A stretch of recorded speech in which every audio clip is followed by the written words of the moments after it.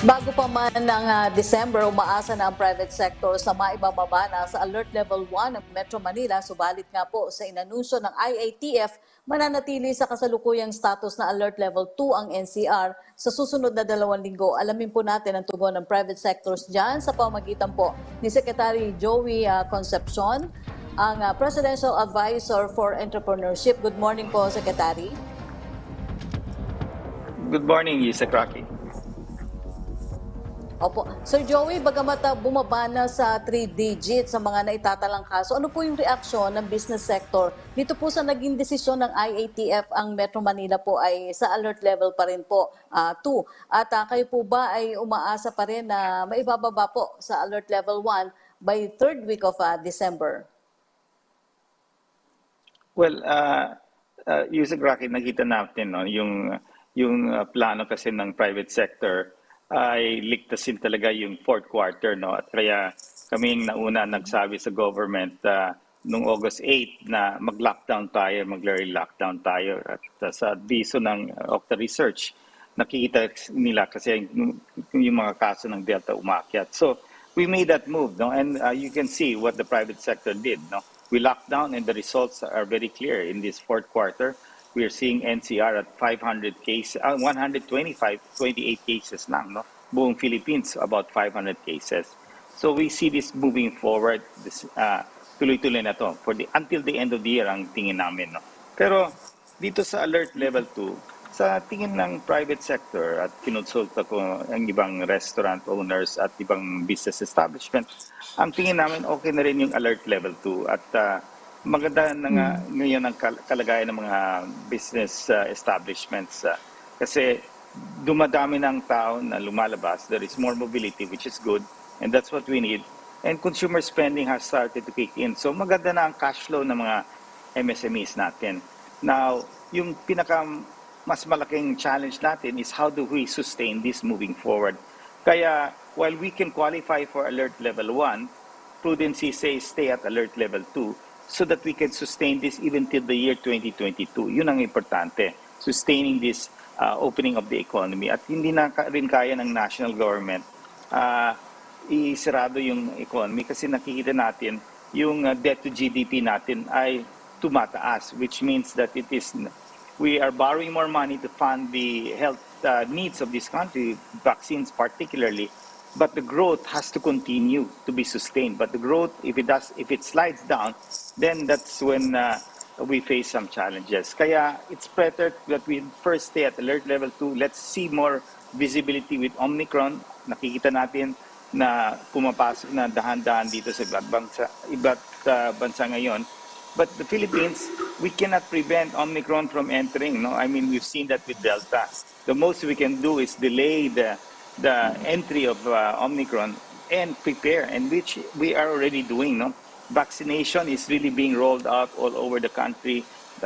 We have this 3-day vaccination activity, and it's going to be continued again on December 15th. At tuloy rin kami, we launched our Vax the Max campaign. Nakikita natin sa mga diary ngayon yung mga level of vaccinations in the regions and in the different cities and municipalities. So that visibility, the people will see who are the different LGUs that are doing well, the mayors and the barangay captains who have stepped up to the challenge, because we cannot hit now just 70% because Omicron, we will have to push it higher to 80 or even 90% as what NCR achieved.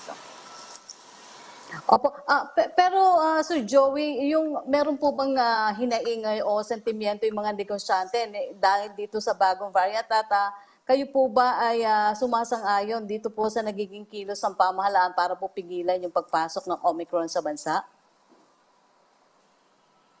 Well, ang nangyari, yung request namin na ibaba nila ng quarantine, nagawa naman nila sa 3 days. No? But we were looking forward to that. And yesterday or the other day, it was announced that they will take the 3 days back to the 5-day quarantine. So medyo maraming nagko-complain bakit ganyan kasi pauwi na rin sila. They will spend more time now in the hotel. Pero ini-explain namin that this is temporary. At sabi ni Doc Ed Salvani, temporary until we get to understand how contagious is Omicron. Will there be more breakthroughs? Are our vaccines resilient? Will it prevent us from severe and and hospitalization. So I think it's okay that we go through this. Unang defense natin to is to somehow be more conservative, no? But let's not panic, no? We still need to see more data.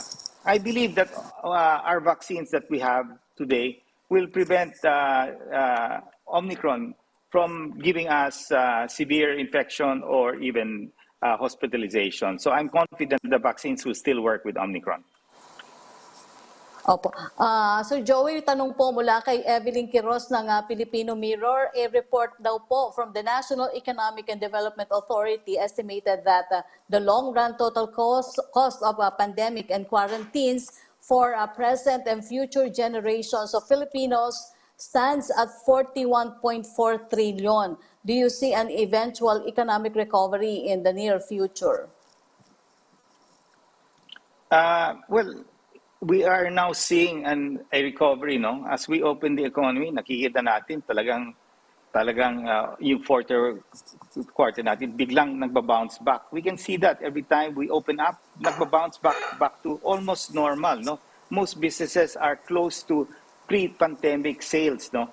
Maybe they're at about 80% to pre-pandemic sales. So which is good, no? The bounce back is fast now.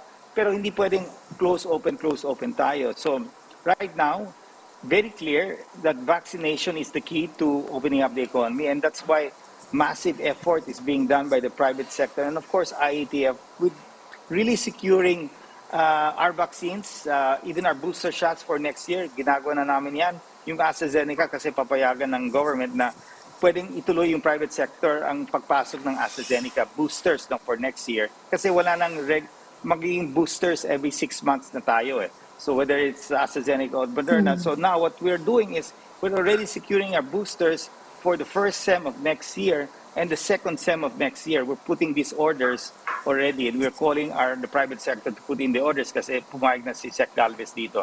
So it's very important that we have to vaccinate and we have to make sure that everybody takes their boosters kasi kung kalimutan nila kung yun ang boosters, then that's when the bakuna bubble will become weak. No, you have to maintain that protection.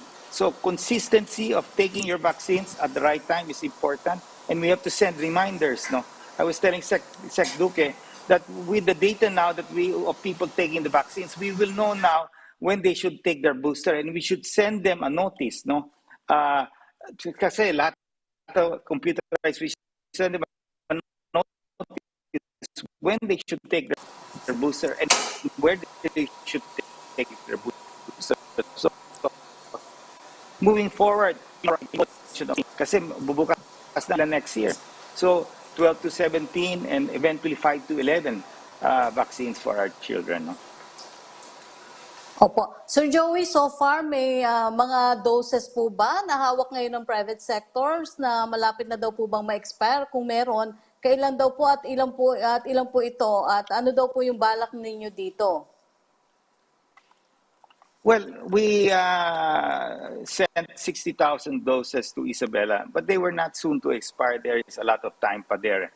So we were able to give them our vaccines that were arriving. No? So we gave them priority. Itong mga arrivals na ngayon ng AstraZeneca na dumadating, pupunta lahat to sa LGU. Ang mga vaccines na padating ng next year, that will go to us. So we are letting go our vaccines that are arriving and giving it to the LGUs so that they can catch up. And eventually next year, tamang-tama pag-arrival ng mga AstraZenecas ng January, February, March, yun ang gagamitin namin pang booster. No?